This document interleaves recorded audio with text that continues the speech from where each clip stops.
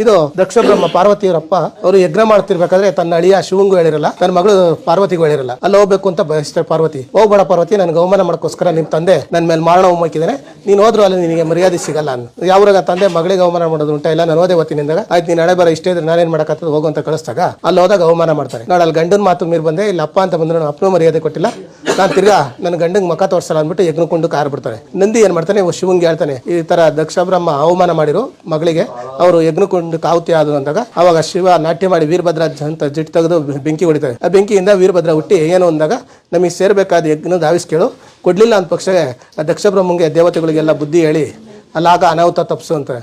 ಆಯ್ತು ಅಂದ್ಬಿಟ್ಟು ಗಣಗಳು ದೆವ್ವ ಗಾಳಿ ಇವನ ಹೆಂಡತಿ ಭದ್ರಕಾಳಮ್ಮನ್ನು ಕರ್ಕೊಂಡು ಓದ್ತಿರ್ಬೇಕಾದ್ರೆ ದಕ್ಷ ಬ್ರಹ್ಮ ಇವ್ರ ಮೇಲೆ ಇದ್ದು ಬರ್ತಾರೆ. ಅವಾಗ ದಕ್ಷ ಬ್ರಹ್ಮನ ತಲೆ ಕತ್ತರಿಸಿ ಯಜ್ಞಕೊಂಡಿದ್ದ ಸುಟ್ಟಾಕ್ತಾರೆ. ಆಮೇಲೆ ದಕ್ಷ ಬ್ರಹ್ಮನ ಹೆಂಡತಿ ಪ್ರಸ್ತುತ ದೇವಿ ನಂಗೆ ಮಾಂಗಲ್ಯ ಭಾಗ್ಯ ಕೊಡಂದಾಗ ಕುರಿ ತಲೆ ಇಟ್ಟು ಜೀವ ಕೊಟ್ಟಿರೋದು. ಅದಕ್ಕೆ ಶಿವ ಹೇಳಿದ ತಕ್ಷಣ ವೀರಭದ್ರ ಕೆಲಸ ಮಾಡಿಕೊಟ್ಟಲ್ಲ ಅಂತ ಶಿವನ ಕ್ಷೇತ್ರ